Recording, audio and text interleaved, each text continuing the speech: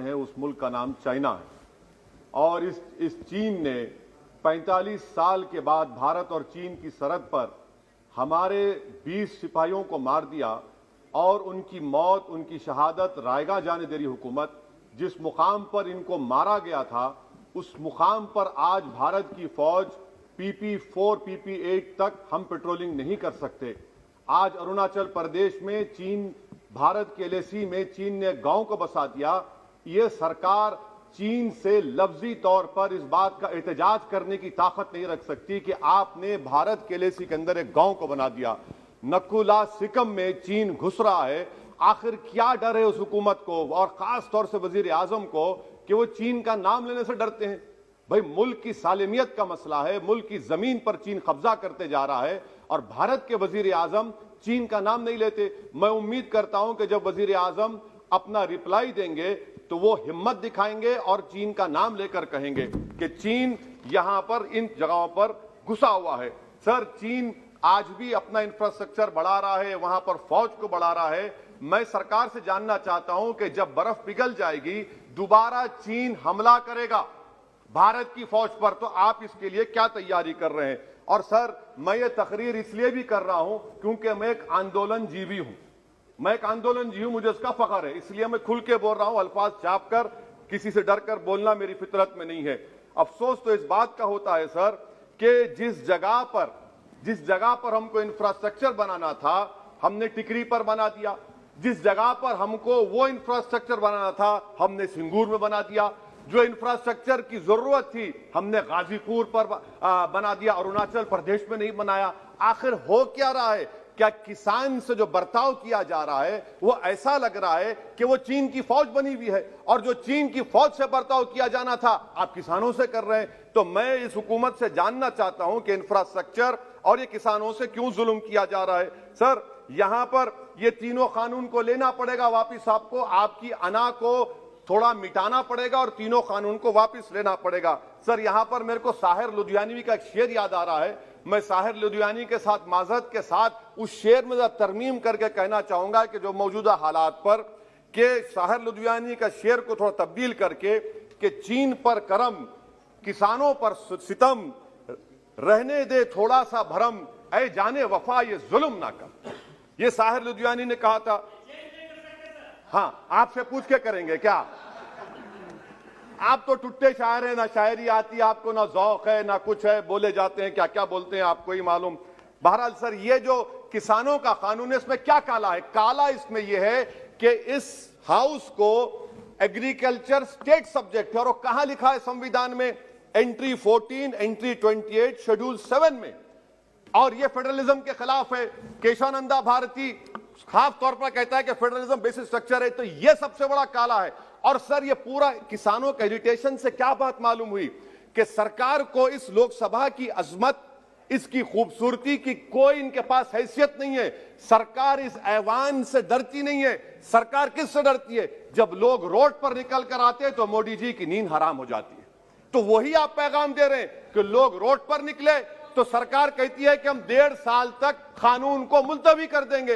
अरे आप कैसा बोलते? क्या इस ऐवान की तौहीन नहीं है कि आप यहां पर कानून अपनी ताकत की बुनियाद पर बनाते हैं और इस लोकसभा की अजमत को निस्तनाबूद कर देते हैं? तो ये बात आपने पैगाम दी कि जब लोग रोड पर निकल कर आते आप डरते हैं। आप बनाओ CAA के रूल्स, इंशाअल्लाह हम दोबारा रोड पे निकलेंगे, पूरे भारत में उसके खिलाफ एहतजाज होगा। सर, तीसरी बात, सबका साथ, सबका विकास, सबका विश्वास, यह भी झूठ है। क्यों झूठ है? बाबरी मस्जिद के डेमोलिशन का केस आता है, जजमेंट आता है और केस में कहा जाता है कि किसी ने नहीं तोड़ा। अगर सरकार उस जजमेंट के खिलाफ अपील क्यों नहीं करती? अपील क्यों नहीं करती? एक क्रिमिनल एक्ट सुप्रीम कोर्ट ने कहा डेमोलिशन ऑफ बाबरी मस्जिद को। आप हुकूमत में हैं, आप अपील इसलिए नहीं कर रहे क्योंकि आप अपने लोगों को पैगाम देना चाहते हैं। क्या पैगाम देना चाहते हैं? कि बेटा काशी मथुरा में भी तोड़ दो, हम तुम्हारे साथ हैं। अपील नहीं करना चाहते बाबरी मस्जिद डेमोलिशन केस को। क्या आप इंसाफ पसंद नहीं है? क्या आप मजलूम के साथ नहीं खड़े रहना चाहते? क्या आप जालिमों को जेल में नहीं भिजाना चाहते जिन्होंने 6 दिसंबर को बाबरी मस्जिद को शहीद किया?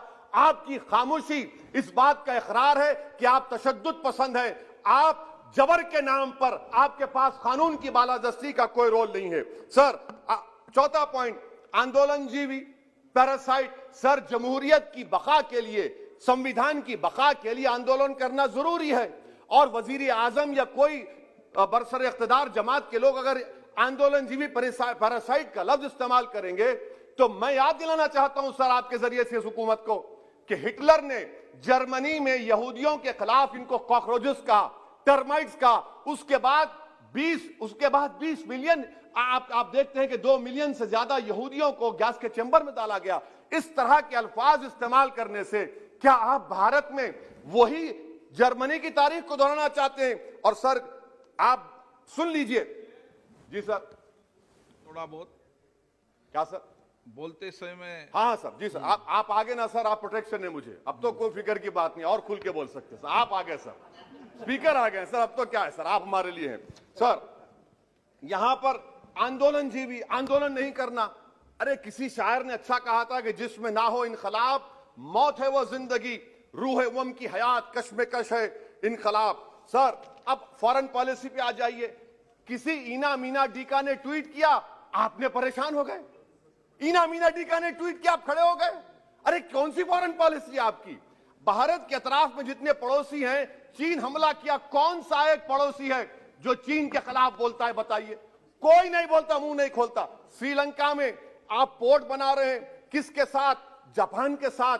किसको काम मिल रहा था? आपके नूरे नजर को, आपके नूरे नजर को, आपके चहीते नूरे नजर को। श्रीलंका ने कहा हम भारत को नहीं बनाने देंगे टर्मिनल पोर्ट यहां पर। आप बताइए फॉरेन पॉलिसी।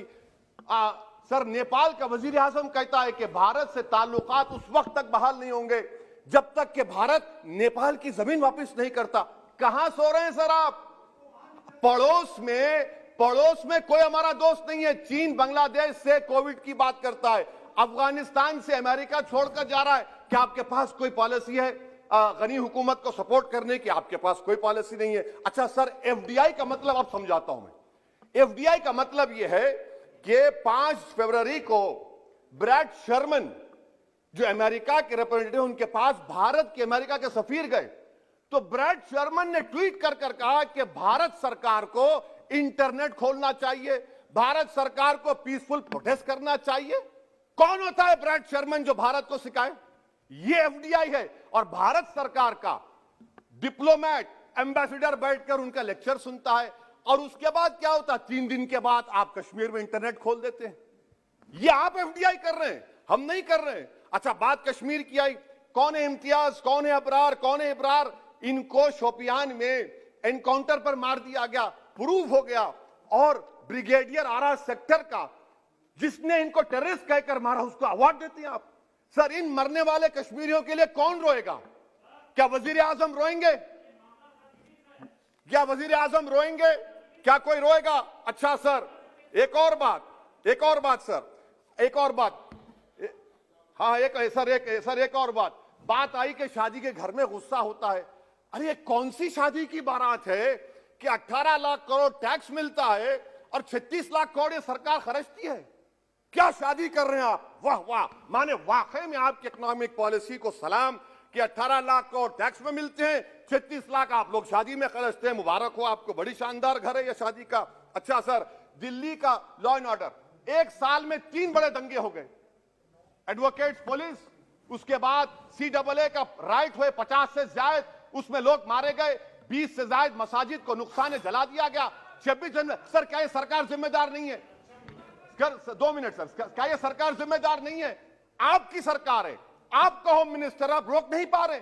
आपकी कमजोरी और आपकी नादानी की वजह से, आप में दूरअंदेशी नहीं है, आप उसको अलाउ कर रहे हैं। और फैजान के कातिल कौन है? क्यों नहीं पकड़ा फैजान के कातिल को आपने अब तक? जिन बच्चों को रोड पर मारा जा रहा था, जनगण मन बोला जा रहा था, एक तरफ तब तक नहीं पकड़े आप। अच्छा सर, आखिर में मैं आपको ये बात याद दिलाना चाहता हूं कि इसमें एस्पिरेशनल डिस्ट्रिक्ट्स 11 में से 20 बैकवर्ड डिस्ट्रिक्ट्स नीति आयोग के सीमांचल मुस्लिम डोमिनेटेड है सर। सीमांचल में कटिहार, पूर्णिया, अररिया है। सर पूर्णिया का एयरपोर्ट, सिविल टर्मिनल का काम क्यों नहीं होता सर? अब आ जाइए सर माइनॉरिटीज पर। 3 स्कॉलरशिप स्कीम है, मैं पुकार रहा हूं, मुतालिबा कर रहा हूं कि डिमांड ड्रिवन करो। सरकार ने 2020-21 में 3 स्कॉलरशिप के लिए 2265 करोड़ का ऐलान किया। कितने पैसे आपने दिए? सबका साथ, सबका विकास, सबका विश्वास, 436 करोड़ रुपए। किसको झूठ बना रहे हैं आप?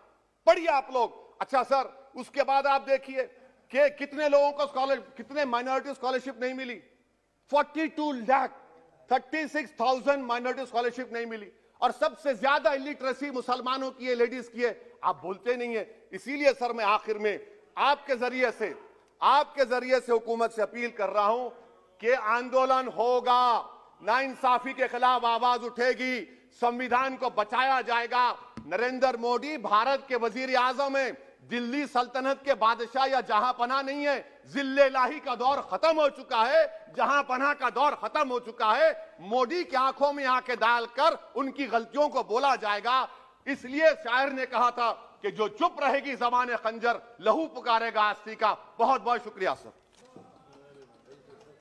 श्री सी थॉमस जी।